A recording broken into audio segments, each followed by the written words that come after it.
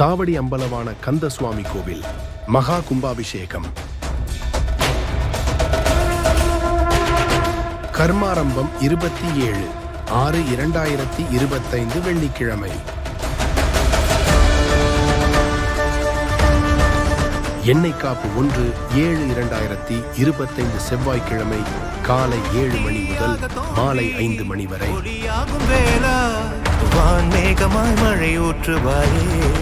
மகா கும்பாபிஷேகம் 2/7/2025 புதன்கிழமை அதிகாலை 5:55 மணி முதல் 6:50 மணி வரை. தேடாத போதே கண் தோன்றுவாயே.